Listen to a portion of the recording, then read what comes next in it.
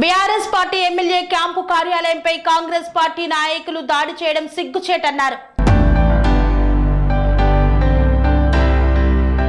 MLA Harish Rao BRS party camp కార్యాలయంపై దాడి చేసిన కాంగ్రెస్ గూండాలపై చట్టపరమైన చర్యలు తీసుకోవాలని సిద్దిపేట జిల్లా ఉపాధ్యక్షుడు గుండెల్లి ఎల్లారెడ్డి డిమాండ్ చేశారు.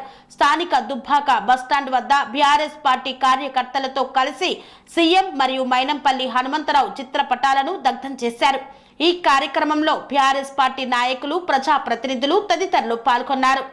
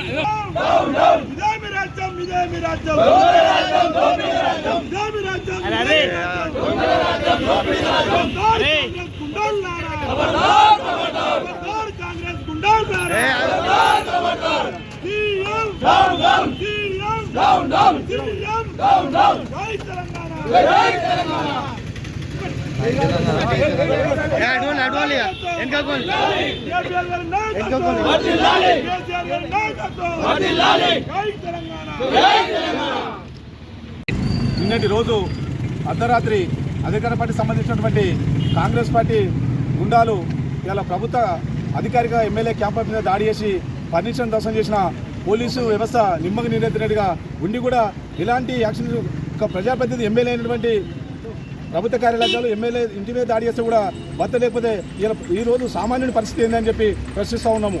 ఇలా పోలీసు వ్యవస్థ అధికార పార్టీ అని చెప్పి కొమ్ము కాసి వాళ్ళను ఎగదోలి ఎసగొట్టి అది చేస్తున్నా. ఇప్పటివరకల్లా పోలీసు వ్యవస్థ నిమ్మ నీరెత్తుని ఎటువంటి యాక్షన్ తీసుకోలేదు. రాత్రి నుంచి ఇప్పటివరకు జరిగిన సంఘటనలు ఇప్పటివరకు యాక్షన్ తీసుకునే పరిస్థితి లేదు. అంటే పోలీసు వ్యవస్థ ఏమవుతుంది, అధికార పార్టీలకు తొత్తుగా వ్యవహరించి వాళ్ళు ఏం చేసి నడుస్తుంది.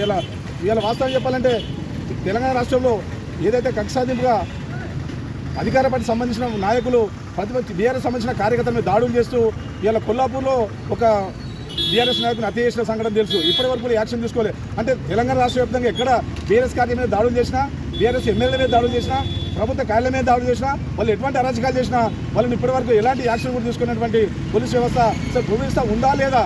ఇలా గతంలో బీఆర్ఎస్ ప్రభుత్వం ఉన్నప్పుడు పోలీసు వ్యవస్థ ఒక్కడ కూడా ల్యాండ్ ఆర్డర్ ప్రాబ్లం లేకుండా అది కాదు. ఇలా కాంగ్రెస్ ప్రభుత్వం వచ్చిన తర్వాత 8 నెలల్లో ఎన్నో అత్యాచారాలు జరుగుతున్నాయి, మానభంగాలు జరుగుతున్నాయి, మర్డర్లు జరుగుతున్నాయి. ఆయన ఇప్పటివరకు యాక్షన్ చూసే పరిస్థితులు ఇప్పటికని చెప్పి పోలీసు వ్యవస్థను హెచ్చరిస్తూ ఉన్నాము. ఏదైతే ఇలా టీఆర్ఎస్ పార్టీకి దేశంలోనే ఏ పార్టీకి ఉన్నటువంటి సభ్యత నమోదున్నది, ఖాళీ మా సభ్యత నమోదులో ఉమ్ముత కొట్టుకుపోయే కార్యకర్తలు మీరు మా పరీక్షను మా ఓపికను పరీక్షించదని చెప్తున్నాము. ఇప్పటికైనా దాడులు గిట్లా ఆపకపోతే మాత్రం తీవ్రంగా హెచ్చరిస్తాము. మేము పదిదాడులు చేయక తప్పదని చెప్పి తీవ్రంగా హెచ్చరిస్తూ ఉన్నాం. జై తెలంగాణ. ఈరోజు జరుగుతున్న పరిణామాలు దురదృష్టకరం. మొన్నటి రోజున వైరాలో ముఖ్యమంత్రి సీఎం రేవంత్ రెడ్డి ఇచ్చిన హామీలన్నీ నెరవేర్చినని కప్పలు కొట్టి ఆ నుంచి వెళ్ళి తెల్లారే ఢిల్లీ పారిపోయిన సంగతి తెలిసిందే. దాని తర్వాత నిన్న సిద్దిపేట గౌరవ మాజీ మంత్రివర్యులు తన్నీర్ హరీష్ రావు గారి క్యాంప్ ఆఫీస్పై దాడి చేసిన కాంగ్రెస్ గూండాలపై వెంటనే చర్య తీసుకోవాలని చెప్పి డిమాండ్ చేస్తూ ఉన్నాం. ఇట్లే కొనసాగితే తెలంగాణ రాష్ట్రంలో ఎక్కడ కూడా కాంగ్రెస్ కావచ్చు, వివిధ రకాల పార్టీలు బీఆర్ఎస్ పార్టీ పైన కానీ, బీఆర్ఎస్ నాయకులపైన, కార్యకర్తలపైన ఎవరిపైన కూడా విమర్శించినా, దాడి చేసినా తగిన బుద్ధి చెప్తామని హెచ్చరిస్తా ఉన్నాం.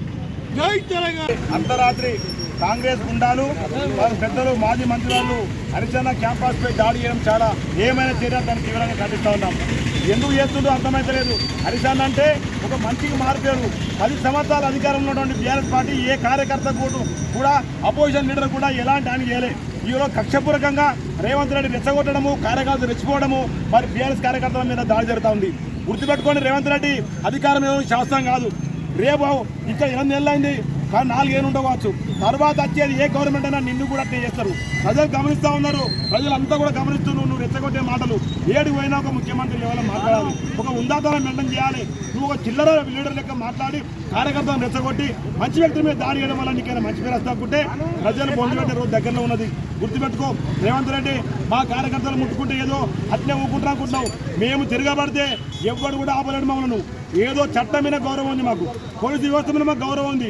ఇప్పటి చెప్తున్నాము 48 గంటల్లో పోలీసులు కార్యకర్తలు ఎవరైతే దాడి చేసారో ఆ కాంగ్రెస్ కార్యకర్తలను అరెస్ట్ చేసి వాళ్ళు శిక్షించాలని మేము డిమాండ్ చేస్తున్నాం. లేని పక్షంలో ప్రతి దగ్గర కూడా మేము ఇట్లా తిరగబడతాం. కాంగ్రెస్ కార్యకర్తలను నాయకులను కూడా మేము కూడా అద్దాడి చేస్తామని చెప్పి మేము హెచ్చరిస్తా ఉన్నాం. జై తెలంగాణ. జై తెలంగాణ. Sun Life Multi Speciality Hospital ప్రజలకు నిరంతర వైద్య సేవలు అందిస్తున్న hospital. Diabetology, stem cell physician లో ఇండియాలోనే మొదటి డాక్టర్ గా పేరుగాంచిన డాక్టర్ విజయ్ భాస్కర్ గారు అత్యాధునిక విజ్ఞాన పరిజ్ఞానంతో అంతర్జాతీయ ప్రమాణాలతో సామాన్యులకు సైతం అందుబాటులోకి తెచ్చారు Sun Life Multi Speciality Hospital ను. అనుభవజ్ఞులైన వైద్యులతో అన్ని రకాల వైద్య సేవలు, ఆపరేషన్స్, సర్జికల్ ఎమర్జెన్సీలు, ప్లాస్టిక్ సర్జరీలు, చికిత్స అందించనున్నారు. 24 గంటలు అందుబాటులో ఫార్మసీ మరియు అంబులెన్స్ సౌకర్యం కలదు. సంప్రదించండి Sun Life Multi Speciality Hospital, Dammaiguda.